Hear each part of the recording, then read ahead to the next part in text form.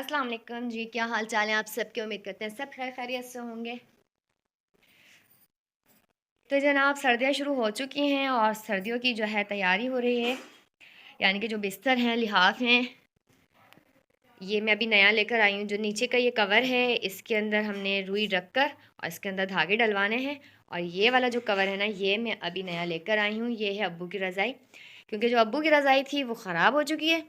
तो इसलिए हम जो है इसका नया कवर लेकर आए, ताकि जो रज़ाई है वो नई तैयार हो जाए।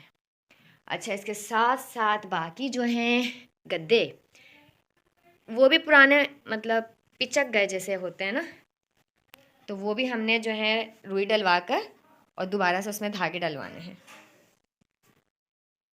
तो ये नाप तोल का काम जो है ना, ये अम्मी कर रही हैं। इसके बाद जो है मैं इसको रुई वाले के पास भिजवा दूँगी, ताकि वो अपना काम कर दे।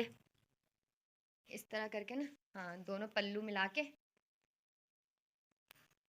बांध दो। दो दो स्कूलों में डाल।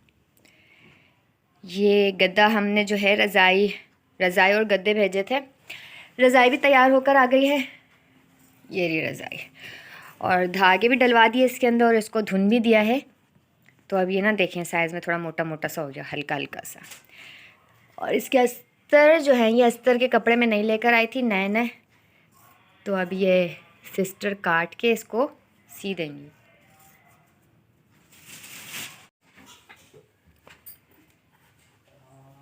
ये जो गद्दे के कवर हमने बना लिए थे, इसको अभी इस कवर के अंदर देखें इस तरह से करेंगे।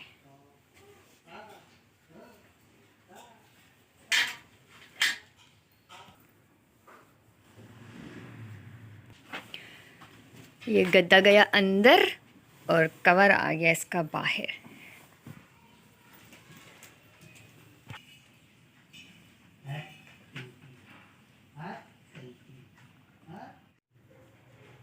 ये जो है रज़ाई का मुंह बंद करके और इसको अच्छी तरीके से सिलाई लगा देंगे।